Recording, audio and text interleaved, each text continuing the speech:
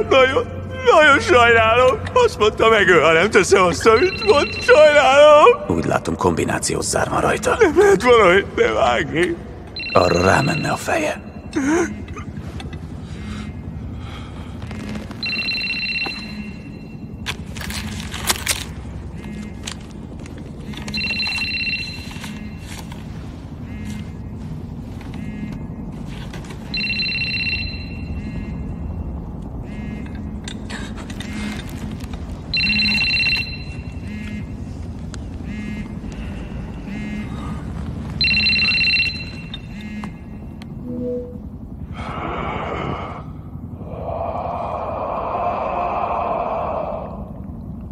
Hát eljöttél. Ki vagy? Én? Nem vagyok senki. Csak a végrehajtás eszköze, aki letépi az állarcot erről a fertőről, amit városnak hívunk. Az állarcot? Igen. Együtt csináljuk ezt a dolgot, rendben. Próbállak elérni téged egy ideje, mert ennek te is a része vagy. Miért volnék a része? Majd meglátod. Uram, nézze csak, mi megy a tévében. Üdvözöld a követőimet. Élőben vagyunk. Nézők előtt tartjuk ezt a kis tárgyalást. Jelen pillanatban az úr, aki ott ül veled szemben, Mr. Coulson. Halló! Jézusom, jöjjön valaki, segítsen, megöl ez a szőr! Kus legyen! Megérdemled a halált azért, amit tettél! Érted? Érted? Oké.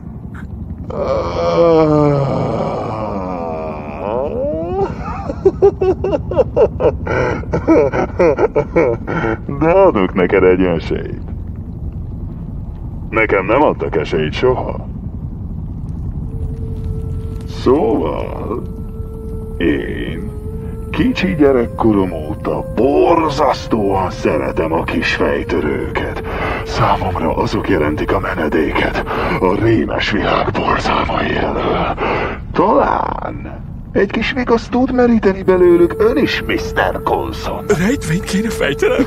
Igen! 3 rejtvényt 2 perc alatt. A helyes válaszokért jutalmul megmondom a zárkódját. Érthető a szabály? Igen? Oké. Rendben. Jó, akkor azt akarja.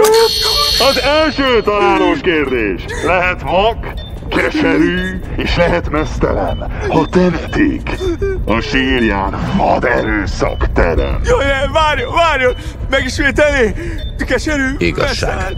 A válasz igazság. Igazság? Igen! Igazság! És ön elvileg az igazságőre volt ebben a városban a polgármesterrel és a főkapitánnyal együtt, jól mondom, Mr. Coulson? Persze.